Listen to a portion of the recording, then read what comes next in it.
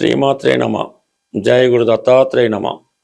ఈ వీడియోలో మనం మకర రాశి వారికి ఏప్రిల్ 26 నుంచి మే 2వ తారీఖు మధ్యలో జరగబోయే వార ఫలాలు పరిశీలించినప్పుడు ప్రధానంగా ఈ వారంలో అష్టమాధిపతి రవి చతుర్థ స్థానంలో ప్రవేశించడం జరిగింది.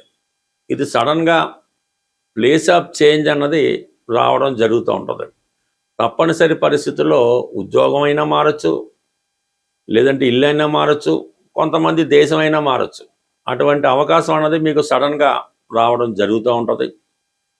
అయితే ఏదైనా స్థిరాస్తి అమ్మాలని మీ ప్రయత్నం కూడా ఈ సమయంలో నెరవేరే అవకాశం ఉంది. అంటే మీరు ఏదైనా ఉన్న ప్రాంతం నుంచి మారవలసి ఉంటుంది.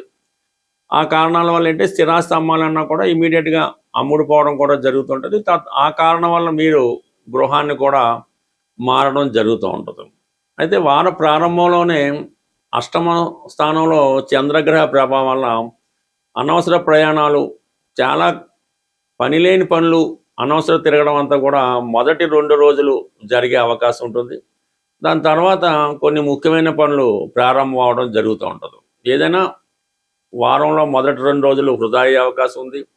ఈ ఇల్లు అమ్మడం, లేదంటే భూమి స్థిరాస్తి అమ్మడం, ఊరు మారడం, ఈ కాలేజీ సీట్లు వగైరా వగైరా వాటి కోసం మాట్లాడుకోవడం, వాటి కోసం తిరగడం జరుగుతుంది. కానీ ఏది కూడా కొలిక్కి రాకుండా ఆగిపోయినట్టు కనబడుతుంటాయి. కానీ అనూహ్యంగా మీకు మరి 2 రోజులు దాటిన తర్వాత ఆటోమేటిక్గా ఈ పనులన్నీ కూడా వేగంగా పూర్తి అవ్వడం జరుగుతూ ఉంటుంది. అయితే మీరు తీసుకునే ప్రతి నిర్ణయానికి కూడా మీ కుటుంబ సభ్యుల యొక్క ఇబ్బందులు ఎదురవుతుంటాయి. వాళ్ళు ఏదో విధంగా ఇబ్బంది పెట్టడం, ఇప్పుడు ఈ కార్యక్రమాలు ఎందుకంటాం, ప్రతిదాన్ని విమర్శించడం, మీ యొక్క అనుమతి లేకుండానే కొన్ని నిర్ణయాలు మీ కుటుంబ సభ్యులు తీసుకోవడం, ఈ విధంగా కుటుంబ పరిస్థితులు మిమ్మల్ని చాలా ఇబ్బందికి గురి చేస్తుంటాయి. వాళ్ళ ప్రవర్తన మీకు అసహనాన్ని కలిగిస్తూ ఉంటుంది. కుటుంబానికి సంబంధం లేని ఇతరులు మీ కుటుంబం మీద పెత్తరకం వహించడం, ఇవన్నీ కూడా మీకు చాలా అసహనానికి గురి చేస్తుంటాయి. ఈ అసహనాన్ని తట్టుకోలేకే కొన్ని తప్పనిసరి పరిస్థితుల్లో నిర్ణయాలు తీసుకొని ఇలాంటి స్థిరాస్తులు అమ్మడం, ఇటువంటి జరిగే సూచనలు ఉన్నాయి. కాబట్టి ఏదైనా కొద్దిగా ఓర్పు వహించడం తప్పనిసరి. కానీ కొన్ని తప్పనిసరి పరిస్థితుల్లో కొన్ని వాటికవే జరగడం జరుగుతూ ఉంటుంది. ఇక ప్రధానంగా వృత్తి మారవలసి ఉంటుంది. తృతీయ స్థానంలో కుజుడు, అలాగే బుధుడు, అలాగే రవి, అలాగే శని. అంటే శని, బుధ, కుజ ఈ 3 కూడా 3వ స్థానంలో ఉండడం వలన ఈ వృత్తిపరంగా అనేక ఇబ్బందులు ఎదుర్కొంటుంటారు. మీ కొలీగ్స్ ఇబ్బంది పెడుతుంటారు, అధికారులకు సరైన కోఆపరేషన్ రాదు, ఈ ఉద్యోగపరంగా మీరు టార్గెట్ రీచ్ అవ్వలేకపోతుంటారు. ఈ విధంగా ఉద్యోగపరమైన ఇబ్బందులు ఎదుర్కోవడం జరుగుతూ ఉంటుంది. అయితే సడన్గా ఈ తృతీయ అష్టమాధిపతుల మధ్య ఏర్పడిన పరివర్తన కారణంగా కొన్ని నిర్ణయాలు తప్పనిసరి పరిస్థితులు తీసుకోవాల్సి ఉంటుంది. ఈ ఉద్యోగం మారడం కానీ, ఉద్యోగాన్ని వదిలివేయడం కానీ జరిగే సూచనలు ఉన్నాయి. ఇవన్నీ ఇబ్బందులు పెడుతున్నప్పుడు కూడా మీకు బాగా ఉపయోగపడే గ్రహం ఈ వారంలో శుక్రగ్రహం. శుక్రుడు ఈ జాతకానికి యోగకారకుడు. అటు దశమాధిపతిగా పంచమ స్థానంలో స్వక్షేత్రగతుడై ఉండడం వల్ల మీకు చాలా వరకు శుక్రగ్రహం బలంగా ఉండడం వల్ల ఈ ఉద్యోగం మారే విషయంలో మాత్రం మీకు కొంత సహకారం లభిస్తుంది. అంటే ఏదైనా ఉద్యోగ ప్రయత్నం చేసినప్పుడు తప్పని పరిస్థితుల్లో ఇక్కడ పాత ఉద్యోగం మానిస్తే మరొక మంచి ఉద్యోగం రావడానికి కూడా శుక్రగ్రహం సహకరించడం జరుగుతుంది. అలాగే మీరు ఫిల్మ్ ఇండస్ట్రీలో ఉన్న, టీవీ మీడియా ఇండస్ట్రీలో ఉన్న కంపల్సరీగా కొంత బెనిఫిట్ జరుగుతుంటుంది. అలాగే బ్యాంకింగ్ రంగంలో ఉన్న వాళ్ళకి కూడా కొన్ని అనుకూలమైనటువంటి పరిస్థితులు ఈ సమయంలో కనబడడం జరుగుతూ ఉంటుంది. బట్ ఏదైనా కొంతవరకు అధికారుల వల్ల వేధింపులు ఉంటాయి, సడన్గా దగ్గర బంధువులతో విరోధాలు వస్తుంటాయి. ఈ చికాకుల నుంచి తట్టుకోవాలంటే మీరు చక్కగా శుక్రగ్రహాన్ని గట్టిగా పట్టుకోవాల్సి ఉంటుంది.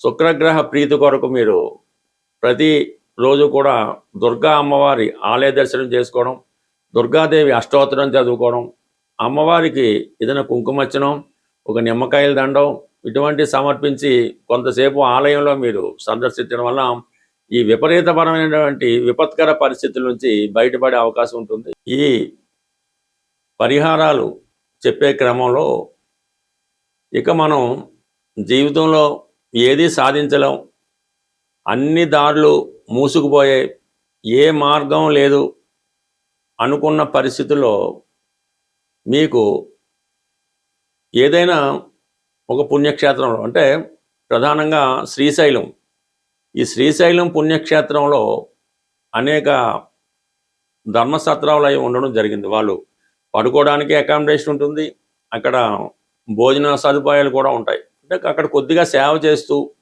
ఆ వచ్చిన భక్తులు సేవ చేస్తూ అక్కడే మీరు ఒక 15 రోజుల పాటు గడపవలసి ఉంటుంది.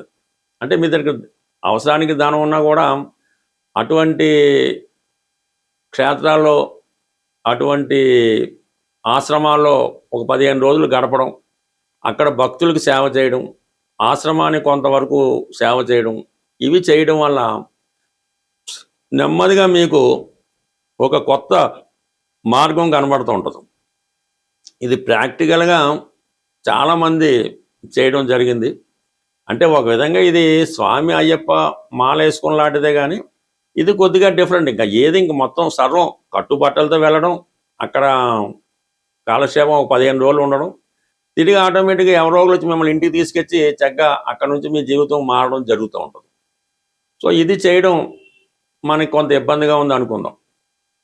అటువంటి పరిస్థితుల్లో మీ గ్రామంలో అంటే మీ ఊర్లో ఎనీ టెంపుల్, శివాలయం అవ్వచ్చు, ఆంజనేయ స్వామి టెంపుల్ అవ్వచ్చు, అది శుభ్రంగా ఉదయం పూట ఎవరు చూడకూడదు అనుకుంటే 5 గంటలకో లేచి శుభ్రంగా ఆలయ పరిసరాలన్నీ కూడా శుభ్రంగా తుడిసి శుభ్రంగా వాటర్తో కడిగి, అంటే అది ఆ దేవాలయాన్ని శుభ్రం చేయడం. ఇలా కూడా ప్రతిరోజు అక్కర్లేకపోయినా కనీసం ఏ శనివారం రోజు, శుక్రవారం రోజు, లేదంటే కంటిన్యూగా 15 రోజులు చేయడం వల్ల కూడా మీకు చాలా మార్పు అన్నది రావడం జరుగుతూ ఉంటుంది. ఆటోమేటిక్గా మీకు కొత్త జీవితాన్ని చూడడం జరుగుతూ ఉంటుంది. అంటే ఇవి చెప్పడానికి చేయడానికి కొంత కష్టంగా ఉన్నప్పుడు కూడా ఇవే అసలైనటువంటి పరిహారాలు తప్ప, ఇవి చాలా వరకు మిమ్మల్ని జీవితంలో మార్పుకి కారణమవుతూ ఉంటాయి. ఒకసారి మీరు ఇవి ఉపయోగించుకోవడం వల్ల దీని ప్రభావం మీకు కనబడడం జరుగుతూ ఉంటుంది. సో ఇది కాకుండా వేరొక రెమెడీ కూడా ఉంది. అంటే ఇది ఇంకా పవర్ఫుల్గా ఉంటుంది.